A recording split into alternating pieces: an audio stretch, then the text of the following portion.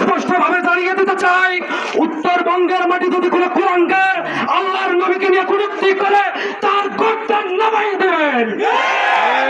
আপনাদেরকে বলতে চাই 90% ট্যাক্সের টাকায় এই বাংলাদেশ চলে। আজকে পর্যন্ত নবীর দুশ্মনের বিরুদ্ধে আজকে পর্যন্ত কোনো আইন করতে পারে নাই। উপস্থিতি যেদিন মুসলমানদের ধৈর্যের বাঁধ ভেঙে দেবে, গণভবন সংসদ ভবন বঙ্গোপসাগরে ভাসিয়ে দেওয়া হবে। স্পষ্ট ভাবে জানিয়ে দিতে চাই, দল মত নির্বিশেষে যারা নবীকে নিয়ে কটূক্তি করবে তাদের সর্বস্ব শাস্তি হচ্ছে মৃত্যুদণ্ডের আইন চাই, মৃত্যুদণ্ডের আইন চাই।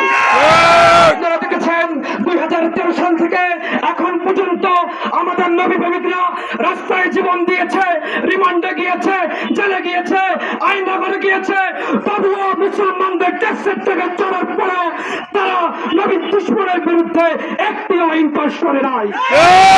আমরা স্পষ্ট ভাবে জানিয়ে দিতে চাই, উত্তরবঙ্গ সহ বাংলাদেশে যদি কোন নাস্তিক মুরতাদ নবীকে নিয়ে কটূক্তি করে তাদের দাঁত ভেঙে দিতে হবে।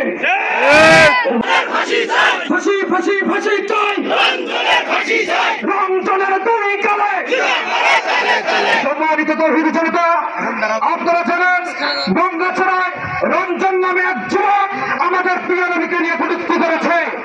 আমরা বাংলাদেশে দেখতে পাই, যদি বঙ্গবন্ধুকে নিয়ে কটূক্তি করা হয় 24 ঘন্টার মধ্যে গ্রেফতার করে তাদেরকে শাস্তি দেওয়া হয়, তাদেরকে রিমান্ড দেওয়া হয়।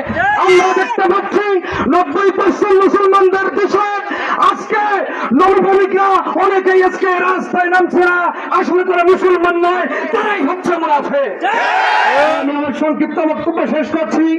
আমাদের আজকের মিছিলটি র্যালি হবে না, বিক্ষোভ মিছিল হবে। আজকের বিক্ষোভ মিছিলটি পেট্রোল পাম্প গিয়ে অডিটোরিয়াম দিয়ে এদিক দিয়ে এসে আবার সুপার মার্কেটে শেষ হবে।